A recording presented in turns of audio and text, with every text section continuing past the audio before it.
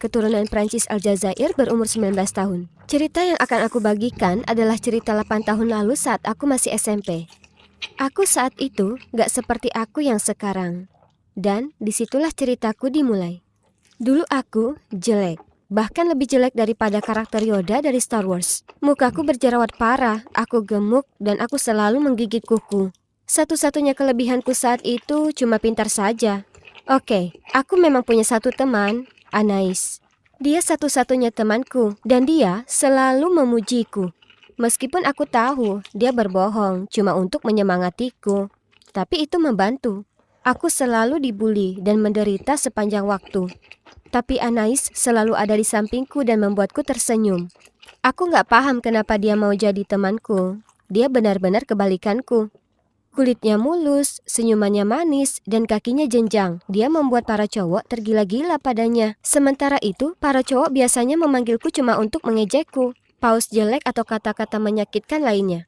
Saat umurku 14 tahun, aku memutuskan ini semua sudah cukup. Satu-satunya cara menghentikan mereka membuliku adalah dengan mengubah keadaan. Aku mulai menurunkan berat badan dan memakai krim jerawat. Menurutku, sebagai cewek blasteran, harusnya aku cantik seperti cewek blasteran lainnya. Tapi karena beberapa alasan, aku yang membuat semuanya menjadi payah selama ini.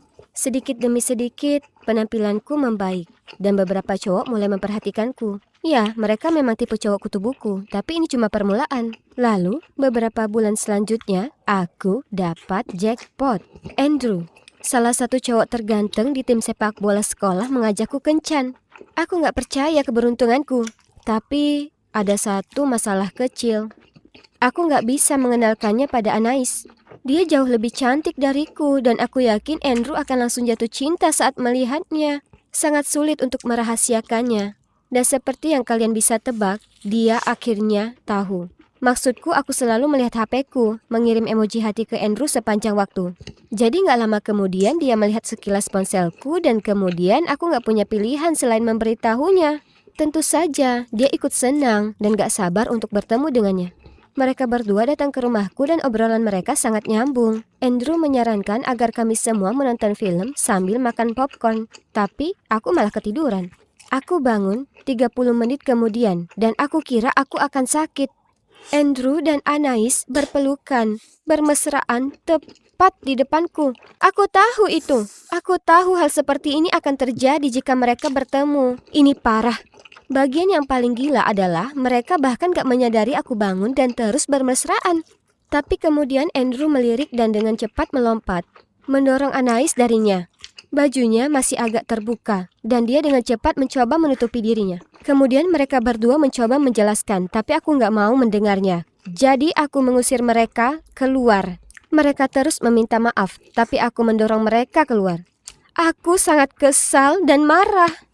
Setelah itu, aku gak pernah berbicara dengan Andrew dan Anais.